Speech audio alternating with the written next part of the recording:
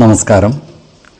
വേദാംഗ ജ്യോതിഷത്തിലെ അമൂല്യമായ അറിവുകളും ആധ്യാത്മിക ജ്ഞാന ഉപദേശങ്ങളും പകർന്നു തരുന്ന പ്രശാന്തം ആസ്ട്രോ ചാനലിലേക്ക് ഏവർക്കും സ്വാഗതം. ഈ ചാനൽ ഇതുവരെയും സബ്സ്ക്രൈബ് ചെയ്യാത്തവർ ഇപ്പോൾ തന്നെ സബ്സ്ക്രൈബ് ചെയ്യുക. നോട്ടിഫിക്കേഷൻ ലഭിക്കുന്നതിനായി ബെൽ ബട്ടൺ അമർത്തുമല്ലോ. ഒപ്പം ചാനൽ ലൈക്ക് ചെയ്യുക, ഷെയർ ചെയ്യുക, കമൻറ്റ് ചെയ്യുക. കൊല്ലവർഷം 1199 കർക്കിടക സംക്രമം വിശാഖം നക്ഷത്രത്തിലാണ്. കർക്കിടകം 1-ാം തീയതിയിലെ ഗ്രഹനില അനുസരിച്ച് എടവം രാശിയിൽ സർവേശ്വരകാരകനായ വ്യാഴവും കുജനും, മിഥുനത്തിൽ ആദിത്യനും, കർക്കിടകം രാശിയിൽ ബുധനും ശുക്രനും, കന്നിയിൽ കേതുവും, തുലാം രാശിയിൽ ചന്ദ്രനും ഗുളികനും, കുംഭത്തിൽ ശനിയും, മീനം രാശിയിൽ രാഹുവും സ്ഥിതി ചെയ്യുന്നു. രേവതി നക്ഷത്രത്തിൽ ജനിച്ചവർക്ക് കർക്കിടക മാസം പൊതുവെ ഗുണദോഷ സമ്മിശ്രമായിരിക്കും. ഇവർക്ക് കർമ്മ മേഖലയിൽ കാര്യങ്ങൾ അനുകൂലമായി വരുന്നതാണ്.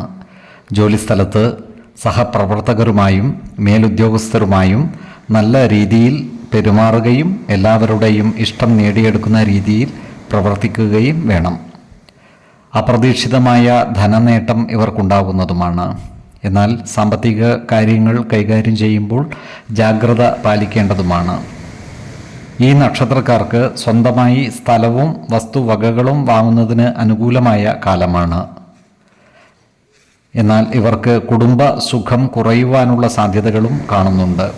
അതുപോലെ ഇവരുടെ രക്ഷിതാക്കൾക്ക് അനാരോഗ്യ പ്രശ്നങ്ങൾ വന്നു ചേരുവാനുള്ള സാധ്യതകളും കാണുന്നു.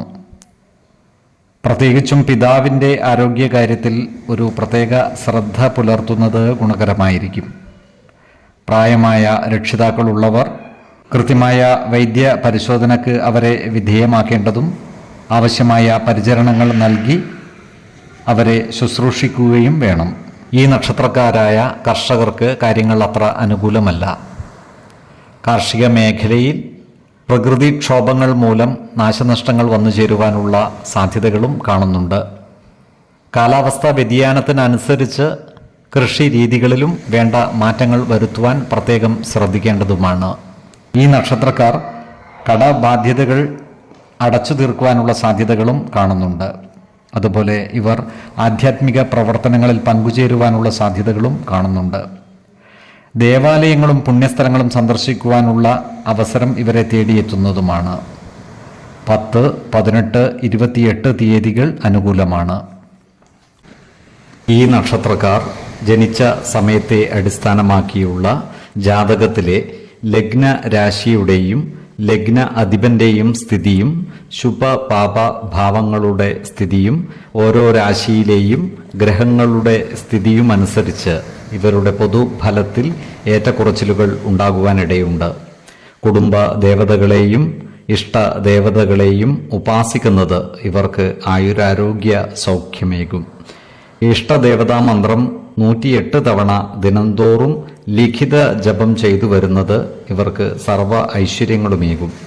നല്ല വ്യക്തി സാധനകളോടെയും ഉപാസനകളോടെയും മുന്നേറിയാൽ സർവേശ്വരാനുഗ്രഹത്താൽ ഇവരുടെ സർവകാര്യങ്ങളും മംഗളകരമാകും. നന്ദി, നമസ്കാരം. ജ്യോതിഷരത്നം പ്രശാന്ത് കണ്ണോം.